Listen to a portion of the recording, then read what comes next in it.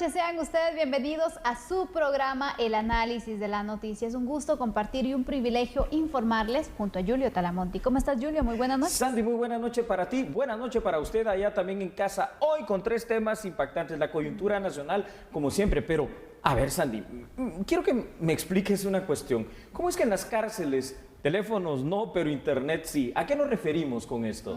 Dios mío, las ironías de la vida. Hay un sector de la población reducido que sí tiene acceso al internet, Julio. Wow. Y es lamentable y es preocupante, te diría, que dentro de este porcentaje reducido está el crimen organizado. Sí, particularmente las maras, los extorsionistas y todos aquellos que hacen tanto daño. Así que, si gustas, iniciamos con este tema y pedimos por favor a nuestra extraordinaria producción estos datos que usted va a ver aquí en pantalla. Ahora, bien, escuche por favor lo siguiente. Es muy importante hablar de que aun y cuando la ley del régimen penitenciario prohíbe la tenencia de aparatos celulares, Sandy, y del internet en las cárceles, estos servicios funcionan de manera ilícita.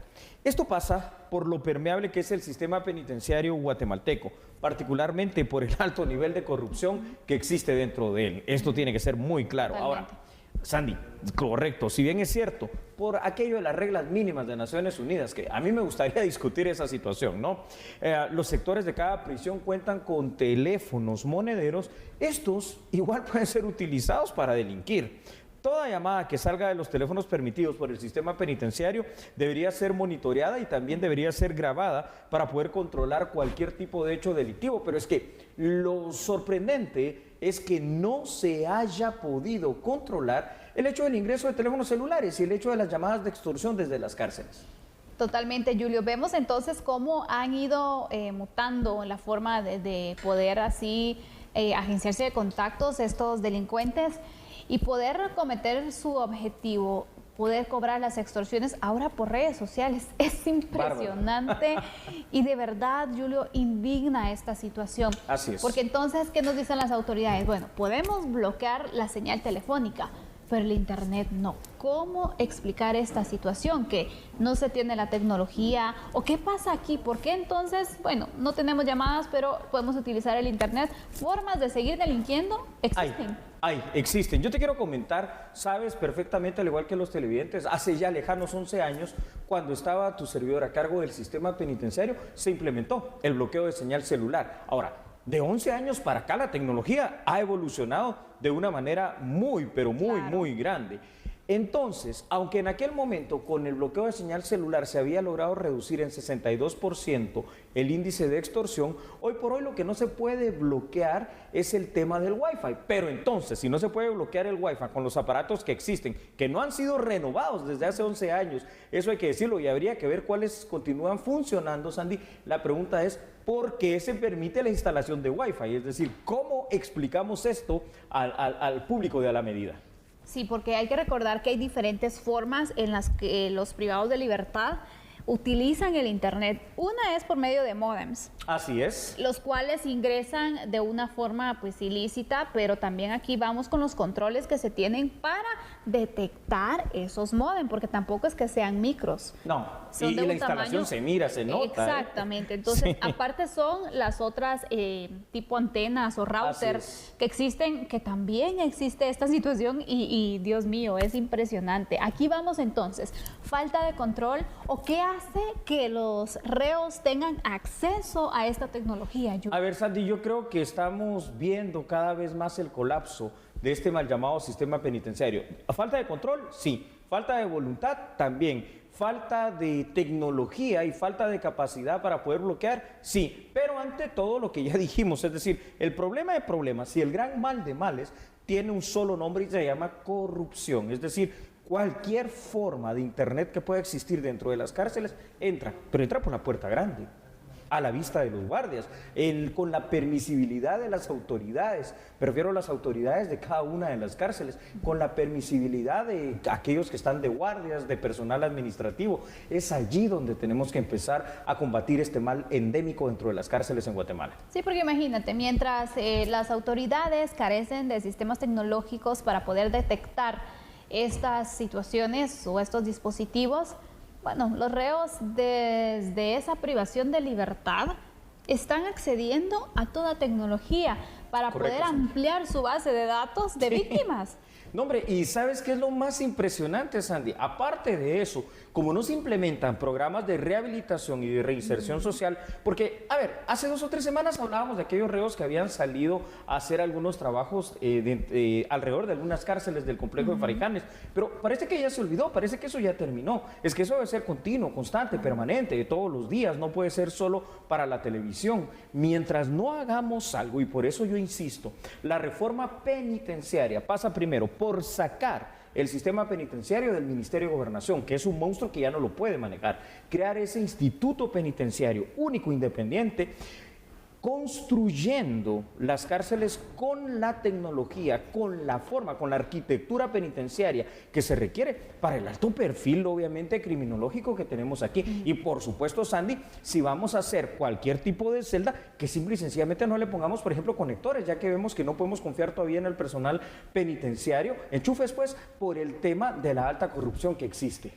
Exactamente, son medidas urgentes que se deben tomar porque la verdad que muchos guatemaltecos en este momento, Julio, están sufriendo las consecuencias de las extorsiones, buscando la manera de poder colectar así el dinero que se les exige, o algunos incluso llorando la pérdida de un ser querido por los ataques armados que se originan también. Entonces, esto ya no puede seguir así. Sandy, ya no puede seguir así, pero yo me pregunto y le pregunto aquí, honestamente, al Congreso de la República, y esto no solo a la 9ª legislatura, va para todos los que estuvieron en legislaturas anteriores. ¿Por qué no se hizo algo por el tema penitenciario? ¿Por qué no se le da prioridad a lo que es prioritario? ¿Por qué no se invierte? Porque aquí no es un gasto, hay que invertir en el sistema penitenciario, porque esto es cuestión de seguridad pública, de seguridad ciudadana, y esto es cuestión de vida o muerte para muchos guatemaltecos, porque cuando se enfrentan a la extorsión, y hoy veíamos ese caso dramático de la extorsión a un salón de belleza, si no me equivoco, donde impunemente, es que impunemente desde las cárceles se puede hacer cualquier cosa.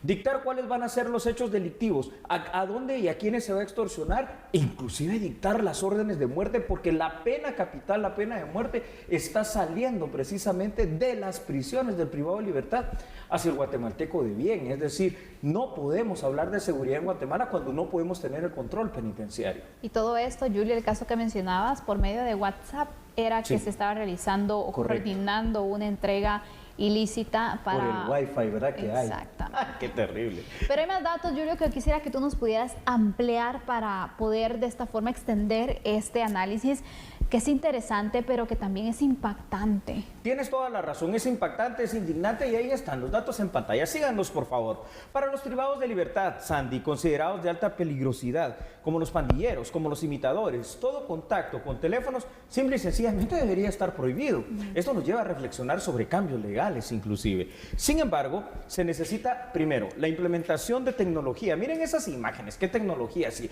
no hay ninguna para el ingreso a cada cárcel, a efecto de detectar los objetos ilícitos que ingresan, Sandy, día con día, por las buenas, por las malas, por corrupción, por descuido, por lo que sea.